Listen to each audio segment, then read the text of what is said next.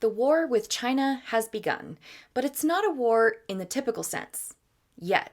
The slow climb to a technological battle started long ago, but we are entering into the age of unprecedented moves occurring from both sides of this conflict. As tensions between the US and China continue to be strained, and as the United States' standing in the global market continues its tumultuous path, there is a lot to unpack and understand here. It's not new, but the heat of this battle is coming to a head. And as much as we may want to think that this doesn't affect us, it most certainly does. Before we get started, hit that like button and subscribe. It really helps the channel get suggested to others, and it's greatly appreciated. Now let's get into it.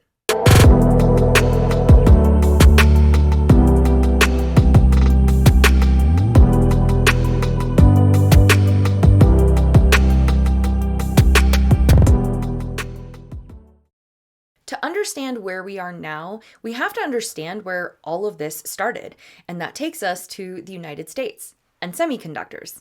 Microchips, as we most commonly know them. Semiconductors, as you may remember, were a key talking point during the pandemic because of the strains in the supply chain that were affecting the ability and movement of the technology that's needed to create these ever increasingly important microchips that basically power our future. They are key components in so many things. And in particular, the United States has had a key role in maintaining the technology of semiconductors for use by the US military. This was a technology that began here in the United States, where all parts of the supply chain took place. However, over time, certain aspects of the supply chain were moved out of the United States to other nations. To best understand this visually, let's watch this clip that explains this very well by Vox. To start, only 3 American companies make the software needed to design advanced chips. Then, turning those designs into real chips requires a machine that's only made by one company, ASML. But this machine requires equipment that's only made in the US. Finally, only companies in Taiwan and South Korea can put it all together and manufacture the most advanced processor chips. These companies are choke points in the supply chain, and China was totally reliant on them for advanced chips. In 2022, the next US president, Joe Biden, targeted China's chip industry more broadly. First, it banned all US companies from selling advanced chips to China, but it also blocked Chinese design companies from using US-made design software and US-made manufacturing equipment. Plus, it banned global companies who use US semiconductor technology from selling advanced chips to China as well.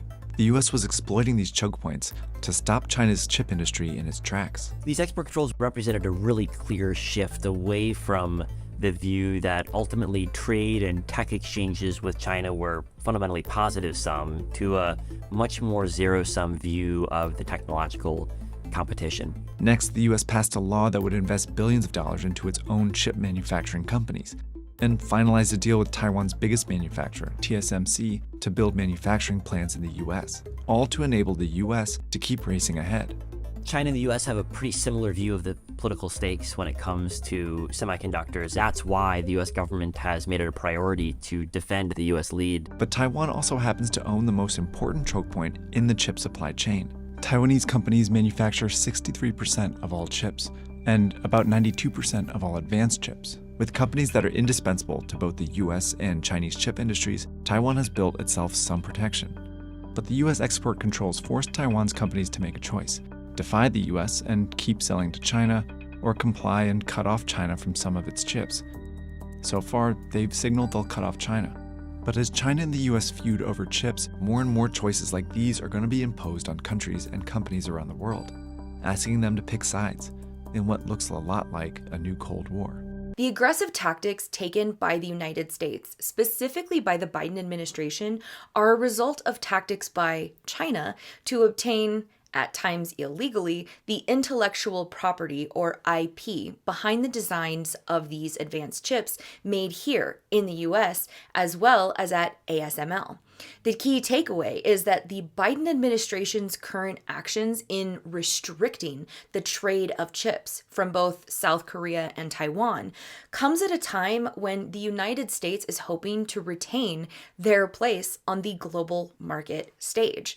According to 2019 figures, the US had a 17% overall share of semiconductor manufacturing equipment export, falling behind Japan, the Netherlands, Singapore, and South Korea. This is a key reason why the United States is taking decisive actions against China in hopes that they can hinder their advancement capabilities when it comes to semiconductors and maintain their status. South Korea and Taiwan are the two most important places in play for the United States. The United States has asked South Korea to urge its chip makers to not fill any market gap in China, a move that's being made because of the Cyberspace Administration of China, which conducted security reviews of Micron's products sold in the country.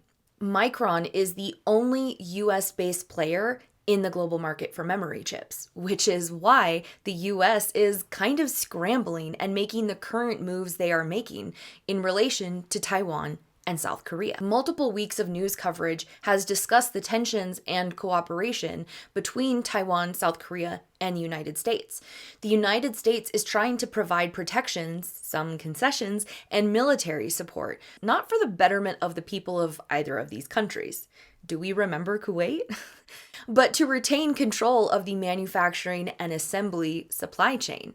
However, some South Korean companies are worried about how Biden's efforts to promote American manufacturing and limiting the growth of China's high-tech sector might affect them. The recent Pentagon leak of classified documents revealed details of U.S. espionage against South Korea.